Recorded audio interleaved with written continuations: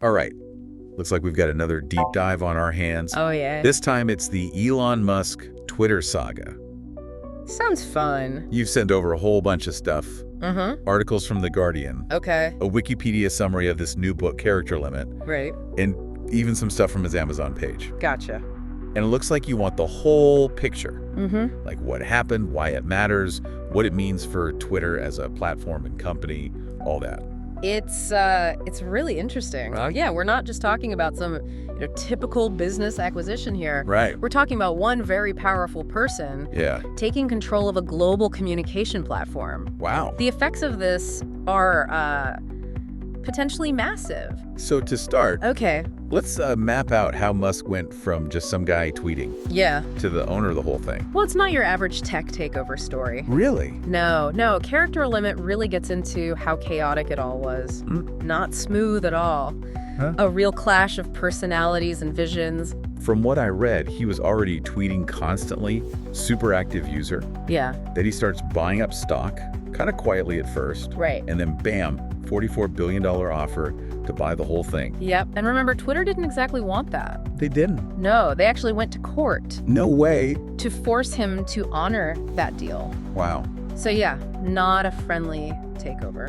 Makes you wonder, why even bother? Right. The guy's got so much else going on. Well, Character Limit kind of explains that. Well, He was yeah. really concerned about what he calls the woke mind virus. Whoa. And he felt Twitter was becoming too restrictive, straying from free speech, Interesting. which he saw as, super important for democracy. Like he could fix it. Yeah, like he was the savior of free speech, stepping in to rescue Twitter. But can one person really reshape a platform that huge? That's what the book's really asking. Right. And free speech is such a complicated thing. Exactly. It's not just about letting everyone say anything. No, you have to think about hate speech, harassment, misinformation, all that. Twitter was already struggling with that balance even before Musk. Exactly. I mean, they were part of big things like the Arab Spring, but then also got criticized for not doing enough about the bad stuff. Yep.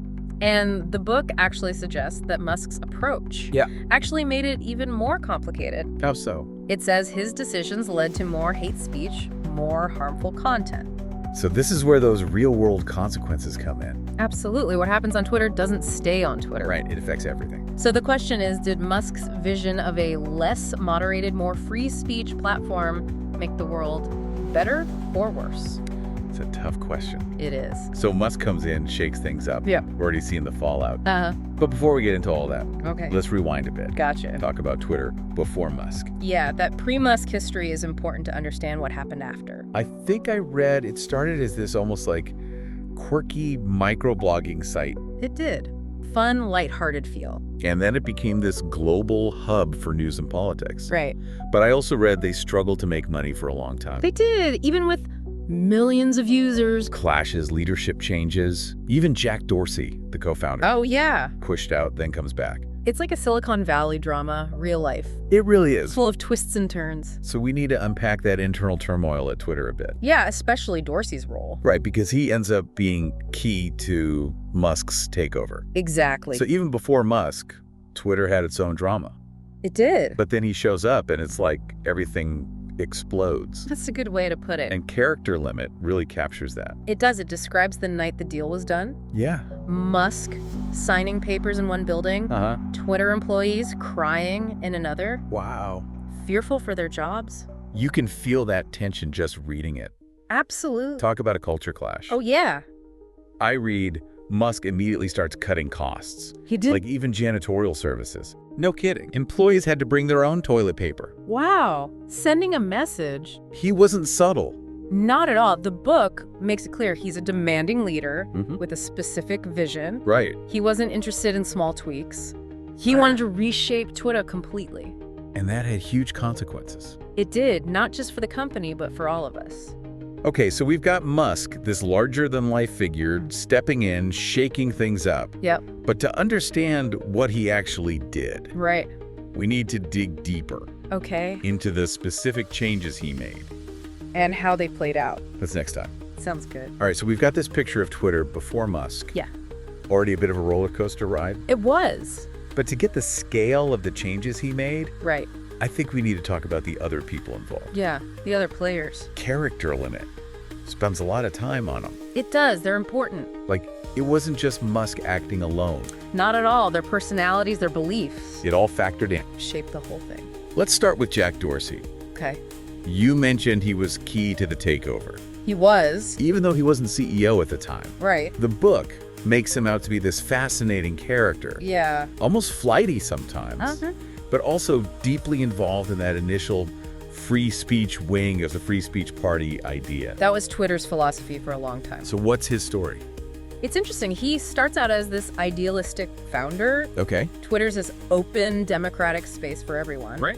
The book talks about how he was really into early internet culture. That makes sense. Open access, minimal control. But as Twitter grew, things got more complicated. Much more. And that led to him being pushed out as CEO in 2008, right? Yeah. He was struggling. I read that somewhere. Couldn't handle the growth. All the pressure to make money. That's right.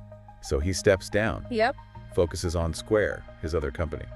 Meanwhile, Twitter's becoming a global thing. Huge. Arab Spring, news, politics. But also facing criticism for not doing enough about harmful content. It's that tension again. Right, free speech versus protecting users. A constant battle. Still going on today. At the heart of what Musk did. When Dorsey comes back as CEO in 2015, Yeah, he has to deal with that directly. he does. It seems like he understood the downsides of free speech more, He did. but still believed in the core idea. Yeah, it's complicated. So how does he go from opposing Musk buying Twitter Right.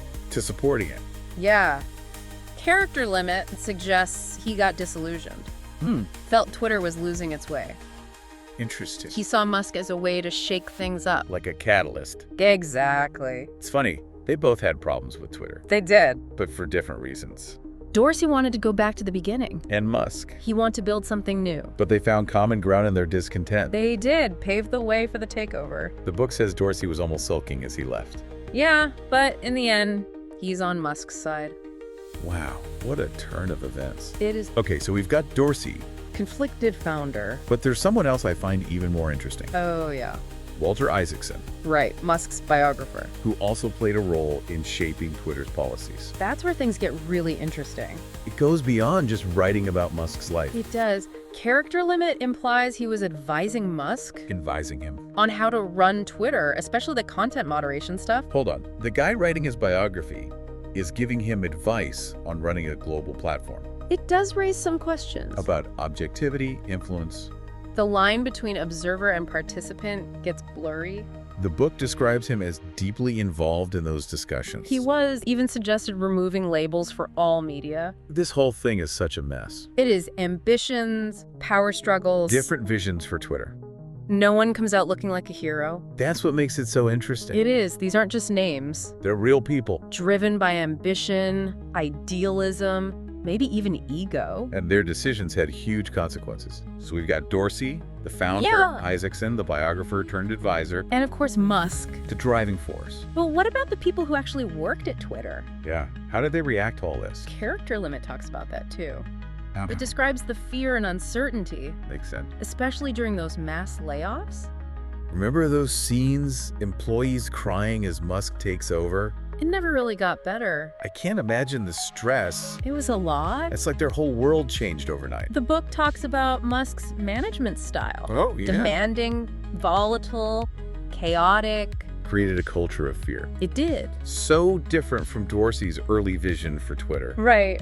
Open, collaborative, fun. Musk's takeover changed everything. The DNA of the company. And that transformation is still A happening. nice character limit ends on a note of uncertainty. Really? Yeah, what's the future of X, formerly Twitter, under Musk? Will it be what he wanted? Or will it fall apart? That's what we'll talk about in part 3.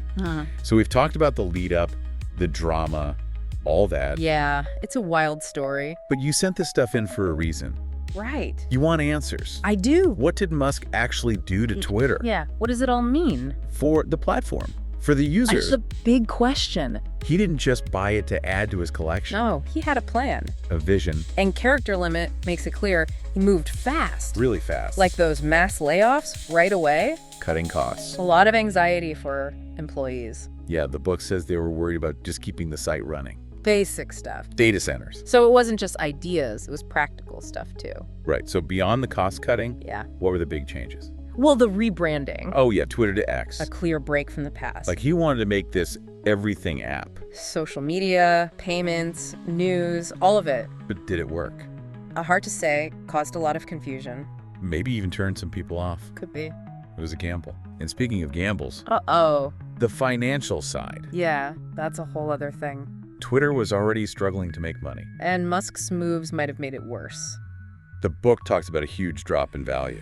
Yeah, one estimate said 75%. Oh. Now, it's hard to say if that's all Musk, Right, other factors. but his choices definitely played a role. Especially the content moderation stuff. That's where his free speech philosophy really comes in. Loosened restrictions, smaller moderation team. And some sources say that led to more hate speech, misinformation. Even white nationalist groups being more visible. It's complicated. It is, because Musk says it's about protecting free expression. Right. That censorship is the real danger. But others say he's created a space where harmful content thrives. And that has real-world consequences. So how do we make sense of all this? There's no easy answer. The debate itself is part of why this is so important. Exactly. It makes us think about online platforms, the power of billionaires. The responsibilities of these companies. Do they have to moderate content?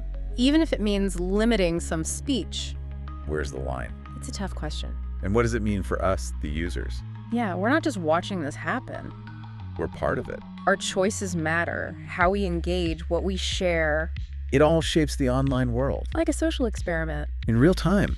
How do these changes affect the spread of ideas? The quality of the conversation. The way we interact online? No. So where do we go from here? That's the thing, there's no neat ending. Just more questions. Consequences still playing out. What's the takeaway then?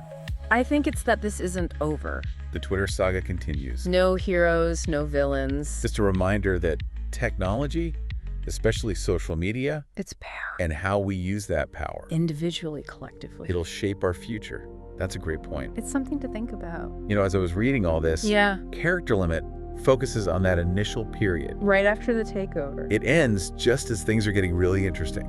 So much happened after that. Exactly. So now that X has had some time, To settle in. were Musk's critics right? Or did he actually create something new? Something revolutionary, even if it's messy, That's a question we all have to grapple with. as we navigate this crazy digital world. That's a good way to put it. Thanks for joining us on this deep dive, and keep those sources coming.